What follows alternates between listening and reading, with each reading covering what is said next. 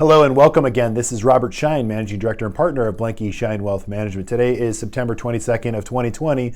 We're going to go through the headlines of the day, what markets are paying attention to that are actually moving markets. So let's get right to it, and thanks for watching.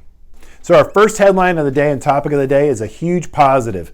It's the existing home sales, and they're up huge. They were just reported for the month of August, and we got some year-over-year numbers that we'll describe. But think about this. As I've reported on a daily basis, and we continue to bring real estate, the residential real estate component, as it relates to the U.S. economy, the U.S. consumer, and how we watch and navigate portfolios here at Blanke Schein Wealth Management. This is huge. 2/3 of the U.S. economy is driven by the U.S. consumer, and a large portion of that happens to be real estate, residential. Now, important to that is real estate is moving in such a positive direction in terms of inventories low, interest rates are low, prices are rising, and there's this relocation to bigger homes in out of the bigger cities into sort of more of an urban living, and you want a bigger home because you want that work from home environment, because corporations today can learn to be profitable, and your corporation said you can choose to work from home or you can choose to come back in.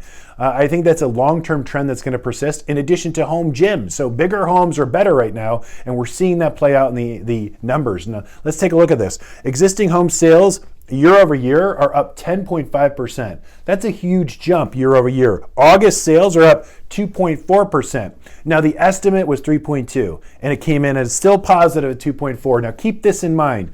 You might see a negative headline that the August sales missed their estimated target, if you will. Well, we just came off a huge July, huge June, and a huge May. Those numbers have been month over month just huge, and a 2.4% increase is tremendous. Now, here's why the headlines, you have to watch below the headlines. The reason why this didn't quite hit the estimate or exceed the estimate is because of inventory. Sales can't be that great because inventories are down 18.6%. So supply is super, super short, therefore sales can't catch up. Trust me, this number would be a lot bigger if inventory was on the market right now. And keep in mind, 2006, a lot of commentators today are liking this for 2006. It's not that case. We had double the inventory in 2006. So this is a huge number right now. Median home prices, again, the best since 2013 in terms of just an increase month over month. That continues to go month over month positive. And the high-end market is hot, hot, hot. Like Palm Desert, California, it's still 110 degrees here outside today. I wish it was getting lower in terms of temperature. That's not the case. It's almost like the larger homes. Larger homes, again, you want your home, you want your home office, and you want your workout, and you just want a bigger space because now you're spending a lot more time in your home. So this existing home sales number for the month of August, including year over year average, it's just a blowout number. Again, why that matters? Because it's a huge pillar of the U.S. economy. It shows conviction. It also shows the trend is our friend in terms of real estate and that confidence, and also employment, right? The consumer is not going to make a huge bet. We're not going to have bidding wars. We're seeing bidding wars here in Palm Desert, Indian Wells, bidding wars for multiple homes, and the bidding wars are happening because the inventory is so low. That doesn't happen if the economy is seriously suffering or people are worrying about employment. So those that are gainfully employed have confidence in their job, have also taken advantage of all-time low interest rates, and literally snapping up this trade-up opportunity. Selling when they can sell theirs, it's a hot opportunity to trade up and then have more affordability. So we're seeing this. This is going to continue, but it's a good, healthy sign of the U.S. economy. We here at Blanke Schein Wealth Management are reporting on it because markets are paying attention to it. Don't believe some of the negative headlines if they happen to surface tonight in the daily news, but it's almost a certain. You actually have to read and understand and digest the data inside that the market's paying attention to, and it's all positive on the residential real estate update.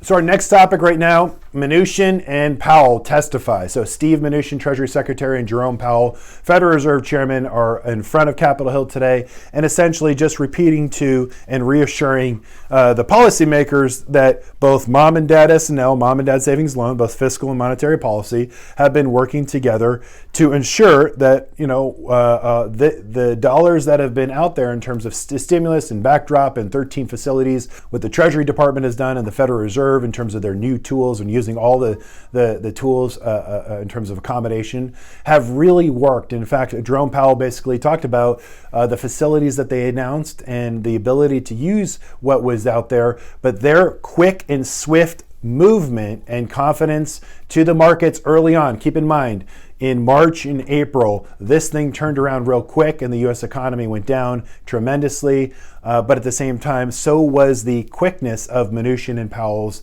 reaction, and including Congress. And that was amazing. That's literally why we are here where we are, with markets creating all-time highs, because ultimately they acted as a backdrop, and they added the capital markets to come in, knowing that they had the backstop of both of these two behind them.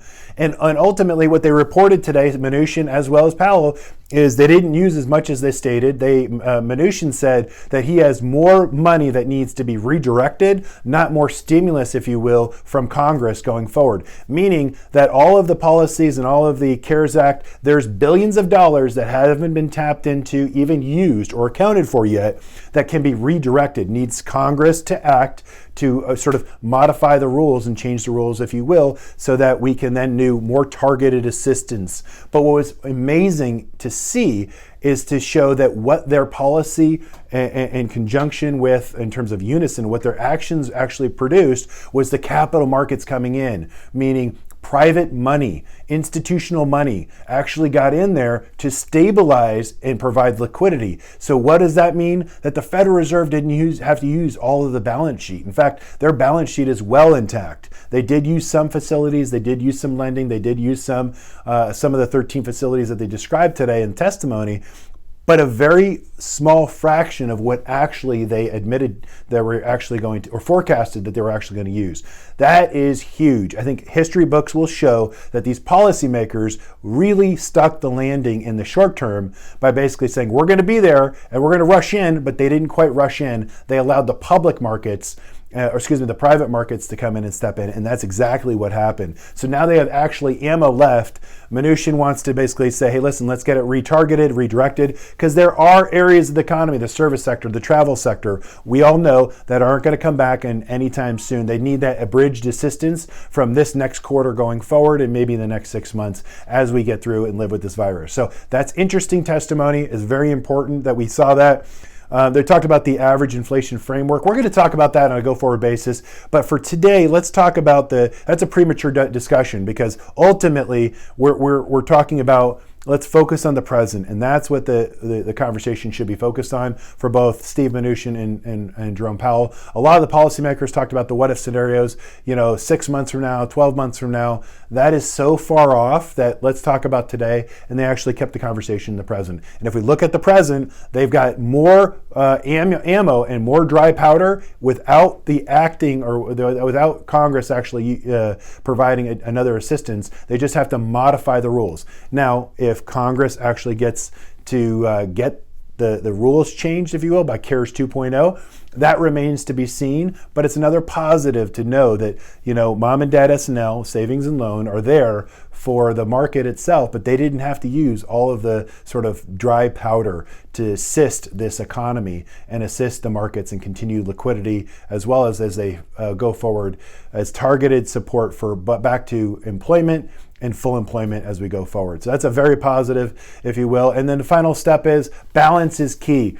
Here at Blanke Schein Wealth Management, we believe in balanced portfolios. Every one of our clients has a balanced portfolio that is basically adhered to their financial plan. The financial plan dictates the risk, if you will. It's called their investment policy statement. And that financial plan is customized to your current situation in life, your goals, and your feelings. So if you want an update on an existing plan, please reach out to any one of us on our team. We're happy to do that, as well as a review of your existing portfolios. We're doing that on a daily basis here. And balance is key. And the balance is simple: stocks, bonds, and cash. And we were keeping some cash on hand because you're seeing over the last 2 weeks opportunities play out, right? We had markets test moving averages.